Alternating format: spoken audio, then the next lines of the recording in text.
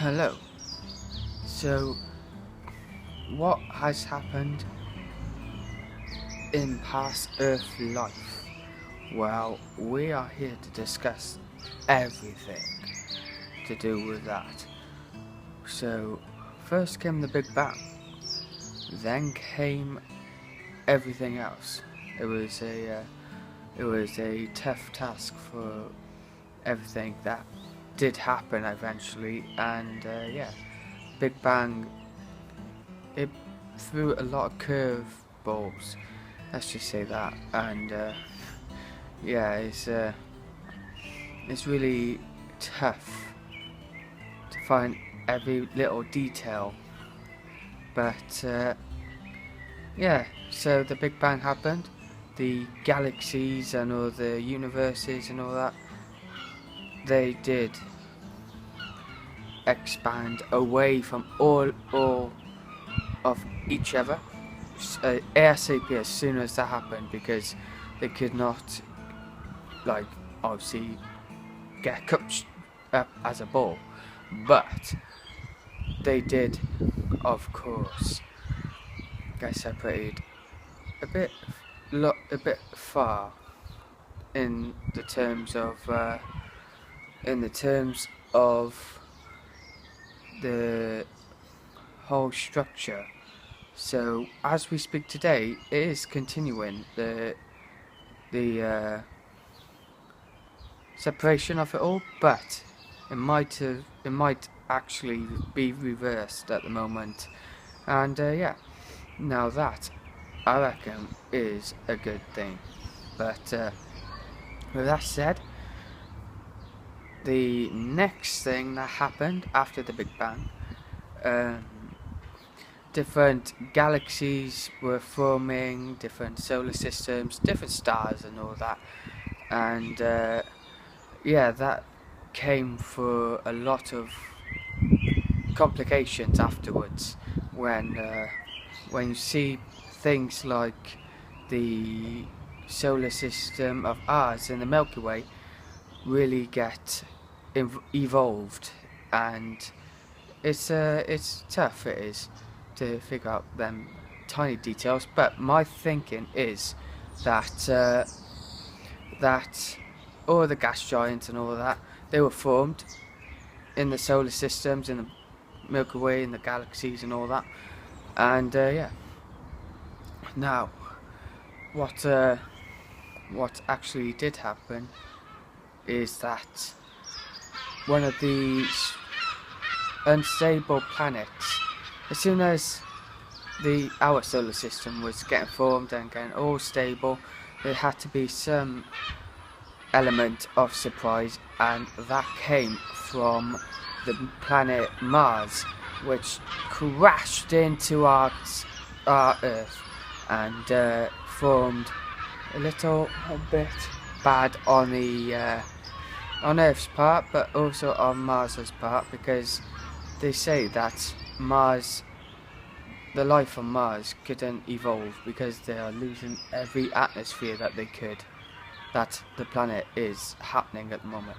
So so that's the reason we have seasons on Earth, is because in fact ages ago that planet Mars collided with our Earth, and millions of pieces were scattered outwards, but some stuck and some returned and hit back at Earth as it all happened.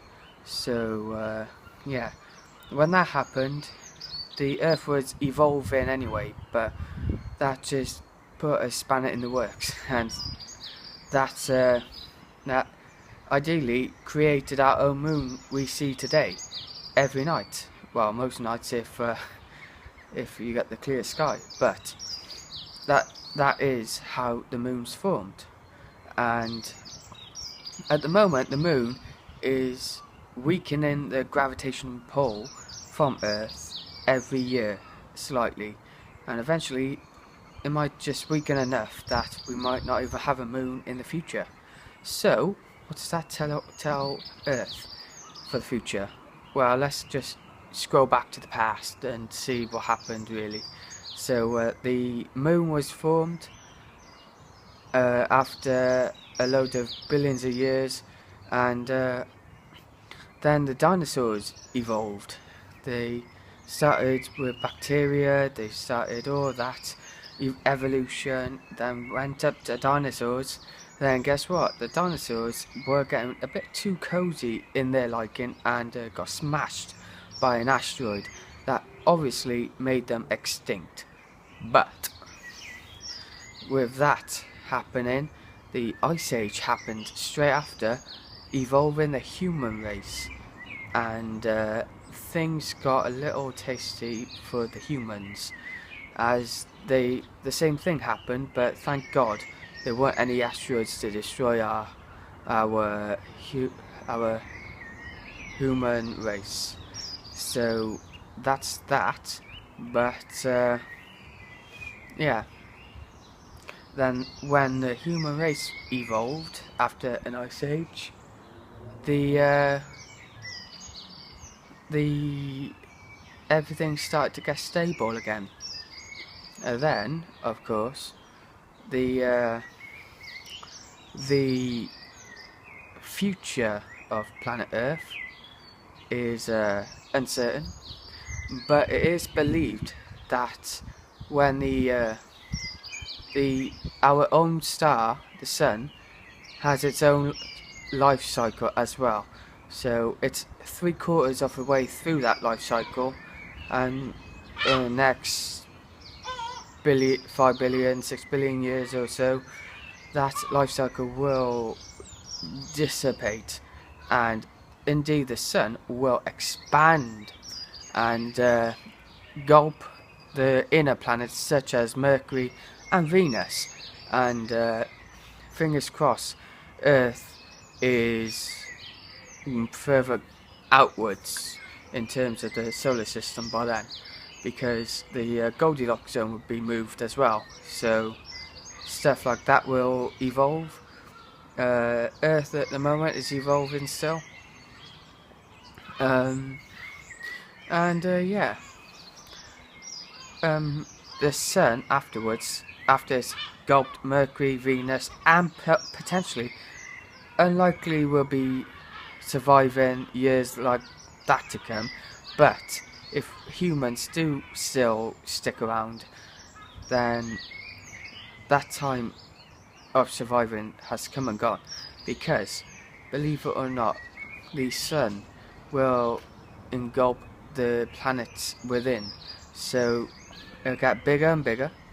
Potentially Mars could be in trouble of getting destroyed, but after the Sun, the red giant phase of the Sun has happened, like it's maxed out of what it can destroy, then it'll just simply it'll get smaller, and with that it'll go into a tiny dwarf star, which will in fact be so tiny, so dense, you probably can't even see it in space. And yeah, that's that. Future news, we are indeed going to Mars within the year 2030, but plans are already ahead of reaching the red giant. But in the past, the red giant, the planet that hit Earth, that or them years ago,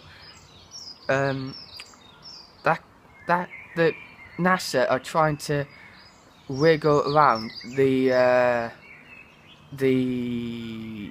like atmosphere and all that, so Mars can have like life to evolve on that. And even so, what will happen then? Will humans on Earth be destroyed by the red giant phase, and people on Mars will not? But that's all for today. Thank you for watching, and of course, as always, I see you next time. Peace out.